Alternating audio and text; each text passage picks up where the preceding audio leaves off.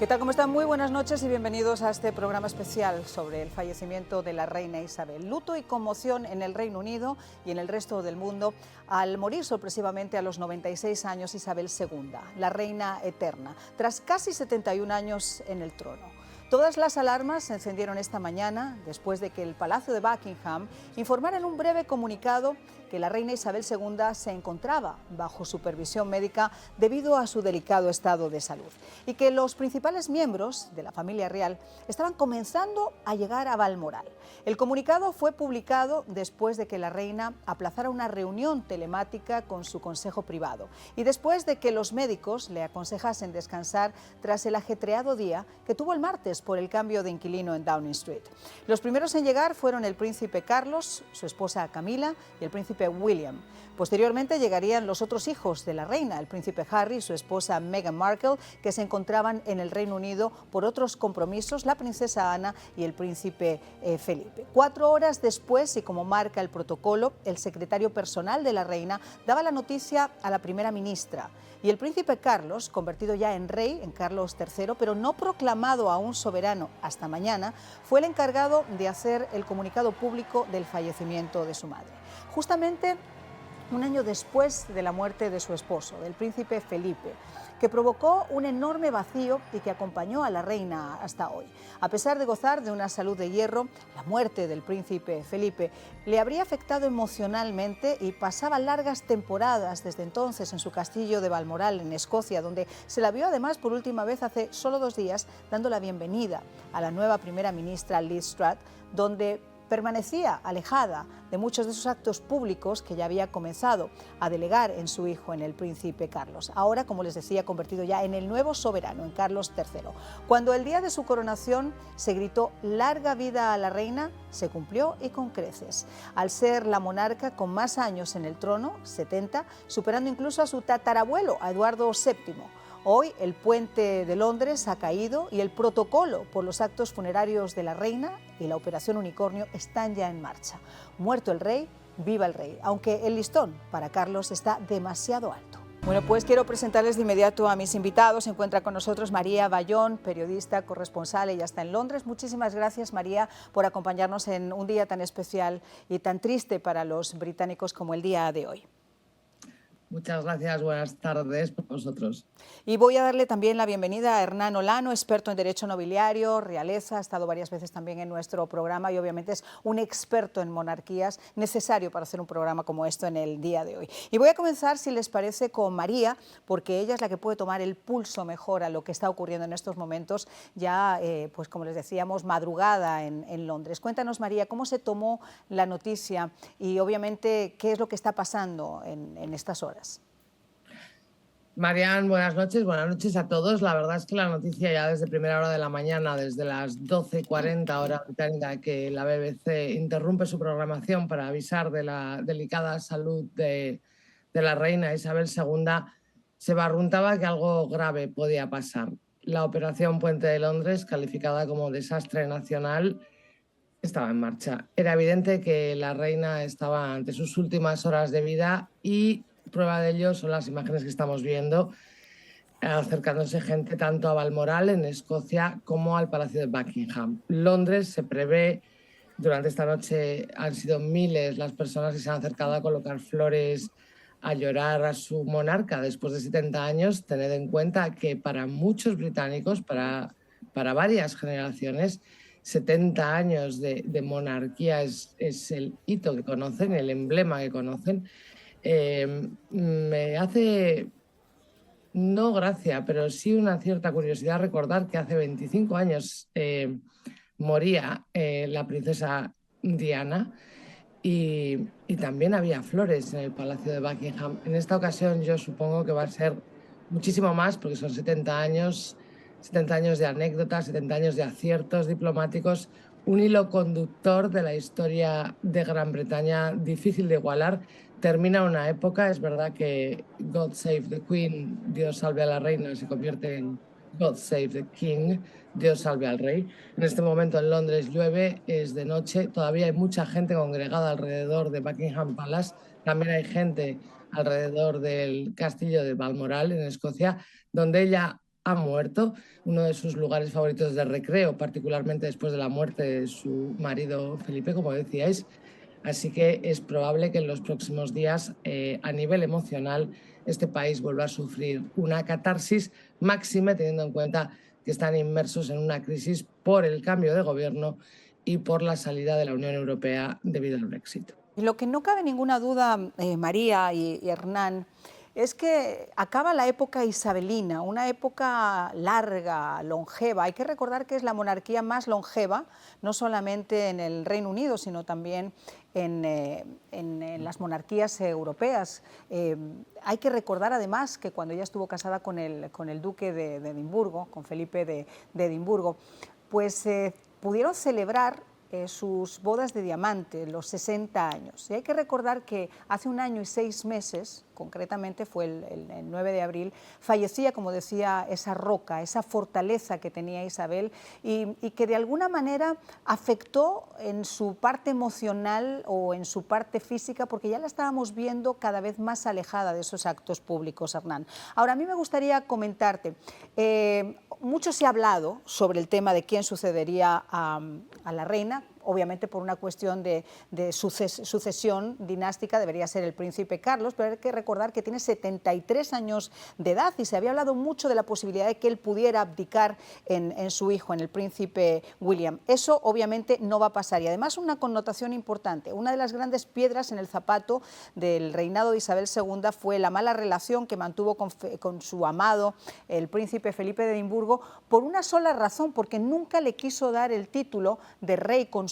En este caso quiso cambiar las cosas y facilitarle el tramo a Camilla Parker Bowles, que en este caso no sería princesa, sino reina consorte. Efectivamente, como se dio hoy a conocer en el comunicado de prensa después del fallecimiento, aparece en la página de la Casa Real el que la reina ha fallecido apaciblemente el día de hoy y que el rey y la reina consorte se trasladarán a Londres el día de mañana. Esto significa también mucho, y es que en el mes de enero de este año apenas empezaron las conmemoraciones del jubileo de los 70 años de la monarquía. La reina Isabel expresó que quería que se le diera a Camila el mismo tratamiento y preeminencia que le correspondería como reina consorte. Entonces, esto ya marcó un camino y hoy se ratifica a través de ese comunicado en el cual la Casa Real ya no habla de la duquesa de Cornwallis, esposa del príncipe de Gales, sino de la reina consorte. ¿Podría presentarse de pronto inconvenientes con la iglesia? Eventualmente. El príncipe Carlos, sin embargo, pues es viudo, casado civilmente con Camila, pero no deja de ser la cabeza visible de los anglicanos y oficialmente es el defensor de la fe y el gobernador supremo de la iglesia en Inglaterra. Entonces cambia el orden de sucesión. Esto es bien interesante porque en ese cambio de orden de sucesión ya Kate Middleton dejará de ser la duquesa y su esposo Guillermo el duque para convertirse en los príncipes de Gales. Eso es bien interesante. El príncipe Jorge de Cambridge, Carlota de Cambridge, Luis seguirán en el orden de sucesión. Luego Enrique en el sexto lugar, en el quinto lugar, y en el sexto y séptimo Archie y Lilibet, que alcanzó a ser conocida por la reina, esa bisnieta, que hace parte de ese grupo de los 17 bisnietos que tiene y que engrosaban la familia real, pero precisamente por el cambio de la monarquía, la familia real cambia. Una cosa es la familia real y otra la familia del rey. Entonces, de la familia del rey, esto permitirá igualmente que le den un poquito de lado al príncipe Andrés, porque ya no estará en el primer lugar como hijo preferido de la reina, sino como un hermano del rey que va a quedar mucho más allá en el orden sucesoral. Bueno, y además hay muchísimas cosas que son protocolarias. Ahora, después de esta pausa que vamos a hacer, vamos a ver cómo es esa operación London Bridge, cómo es esa operación Unicornio, porque además la reina murió en Balmoral, en Escocia, y había un anexo a eso que está todo preparado para cuando llegara el famoso día D del deceso de la reina. Pero por lo pronto déjenme contarles solamente un pequeño detalle. Carlos va a ser proclamado rey oficialmente en las próximas 24 horas, pero lo hará desde el Palacio de St. St. James en Londres. Este es un cuerpo ceremonial que está presidido por un consejo que llaman de adhesión. Este consejo lo que hace... Está formado por parlamentarios de alto nivel, está formado por lo que se llamaría de alguna forma la Corte, pero también con comisionados de la Commonwealth y por el propio alcalde de Londres. Se decía que podrían asistir hasta unas 700 personas, pero es muy probable que porque esta noticia se dio a conocer de esta forma tan sorpresiva, pues solamente acudan aproximadamente unas 200. Ahora, en esta ceremonia que yo les comentaba, no va a asistir el rey. Ahí lo que hacen es que oficialmente dicen que la reina se ha muerto, se hace una proclama y se firma un documento entre el arzobispo de Canterbury, el Lord Canciller y también el primer ministro británico, la nueva primera ministra británica. Hasta el día siguiente a que esto pasa, no es que ya Carlos III obviamente asiste en calidad de rey. Y la coronación no la vamos a ver tampoco de forma inmediata. Hay que recordar que, por ejemplo, en el caso de la propia reina Isabel, no fue hasta el año siguiente de haber sido proclamado reina que apareció esa famosa coronación con esa capa de armiño y todo lo que conocemos. Bueno, pues nada ocurre al azar. Prácticamente este deceso estaba planeado, lamentablemente, como suele pasar en muchas ocasiones, con una gran antelación. Había en marcha una operación que se llama London Bridge, que, como les decía, tiene un anexo, que es la operación Unicornio, en el caso de que la soberana falleciera en Escocia mientras estaba en su tiempo de vacaciones en el castillo del Balmoral. Pero hay otra operación que se llama Springtide, que sería el plan de coronación del nuevo rey. Sobre todo esto, mi querida María, yo me imagino que tú tienes muchísimos detalles. Sí, la verdad es que el plan London Bridge, la frase famosa era "el puente de Londres ha caído", era la frase que no quería escuchar nadie, menos en estos tiempos de tanta incertidumbre en Gran Bretaña. Esa frase significaba que la reina Isabel II había muerto.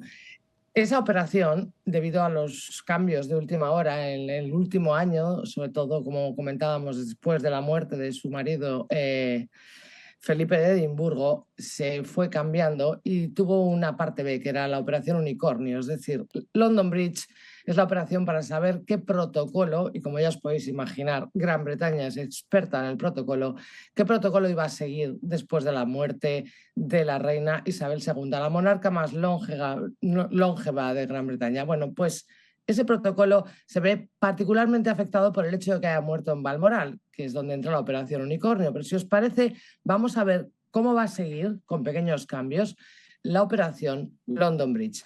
El asunto para que la reina de Inglaterra muera con toda la ceremonia que vivió a lo largo de sus 70 años de reinado. Hernán, en este tiempo que queda, ¿cuál sería tu reflexión sobre todo esto que ha ocurrido y el fin de esta época isabelina?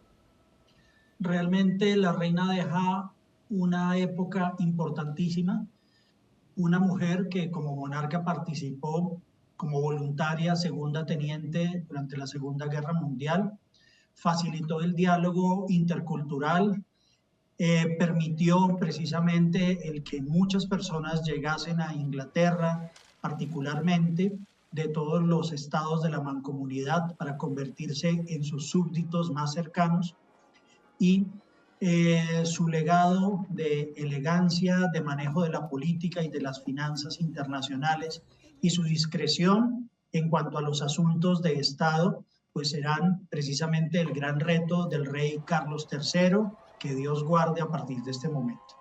María, ¿cuál sería tu reflexión? Yo sé que quedan días difíciles por vivir en Europa y precisamente en Londres, pero ¿cuál sería tu reflexión por lo ocurrido?